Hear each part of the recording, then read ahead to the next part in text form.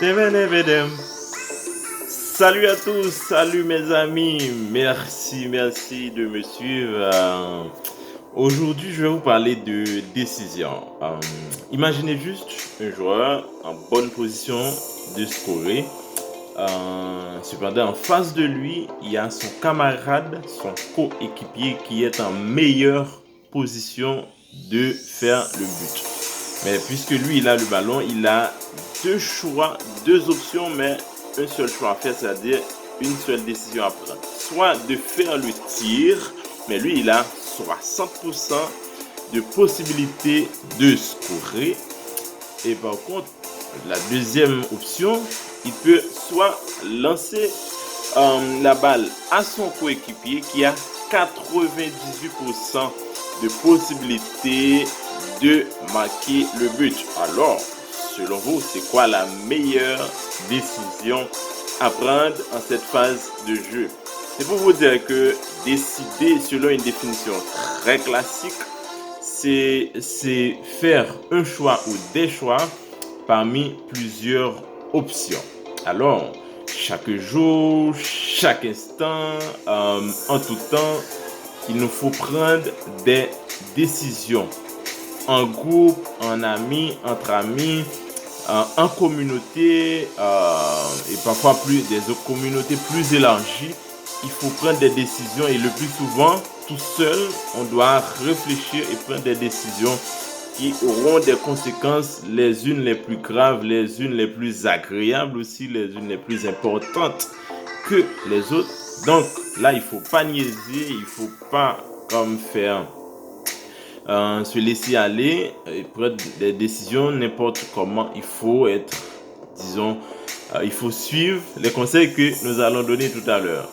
Et regardez ça là, et les grands joueurs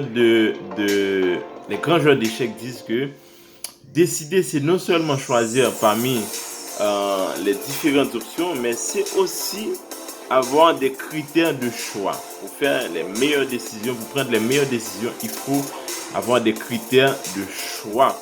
Alors, regardez, vous allez choisir une âme sœur, ou bien vous êtes dans une relation, vous allez choisir une carrière, une profession, un métier, vous avez de grandes décisions à prendre dans votre institution, whatever le domaine, quel que soit le domaine d'évolution. Le conseil pour vous aujourd'hui, c'est ça. Premièrement, restez calme, soyez calme.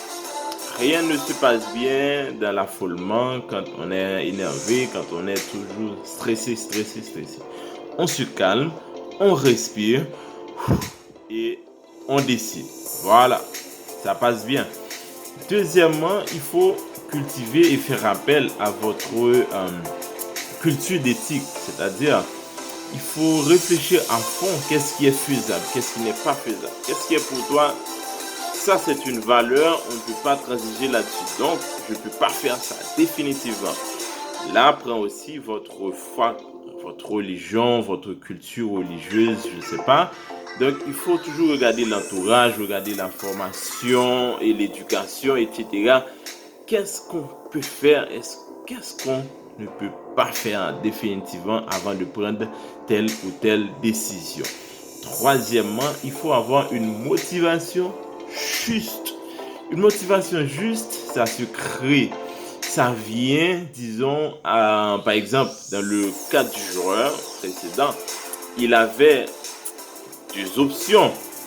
S'il choisit de faire le tir, là on comprend bien que sa motivation, je veux dire, n'est pas juste parce qu'il voit lui d'abord et ensuite l'équipe. Mais s'il choisit de faire la passe, il voit l'équipe d'abord parce que son coéquipier a 98% de possibilité de scorer.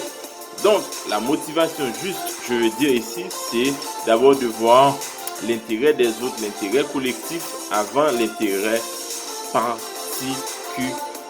Quatrième conseil, si vous avez des décisions importantes à prendre, c'est d'agir dans le temps.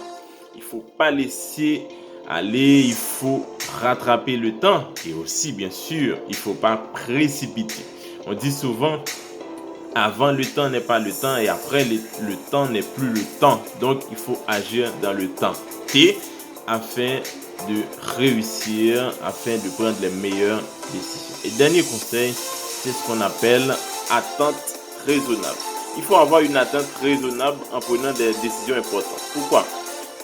Au fur et à mesure, plus qu'on monte les attentes, plus aussi que la déception sera grande.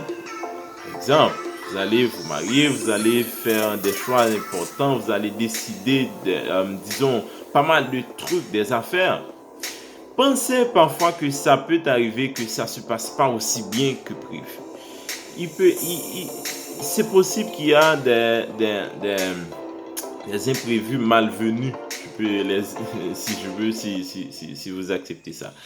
Pourquoi? Parce que si on était dans le jeu, on ferait appel au paradoxe de Saint-Pétersbourg qui dit que, en dépit du fait que la possibilité de gain est infinie, eh bien, ça ne sous-entend pas que le joueur va tout parier, va tout jouer, va jouer tout son argent. Pourquoi? Parce que plus que la possibilité de gain est infinie, selon la loi des probabilités, la possibilité de perte est aussi infinie ou bien énorme. Donc, on comprend bien qu'on n'est pas dans le jeu quand on planifie, quand on se prépare. Mais pensez toujours à une marge, je peux dire d'échec, une marge que ça se passe pas aussi bien. Alors là, à la fin de l'histoire, vous n'aurez pas à vous casser la tête, vous n'aurez pas honte, mais vous allez réfléchir et recommencer. En parlant de décision, vous êtes prêts à prendre vos décisions? Vous avez la clé en main. Allez, n'oubliez pas, la prochaine décision, c'est de vous abonner à notre channel, de partager la vidéo et rappelez-vous toujours que je vous aime. Merci.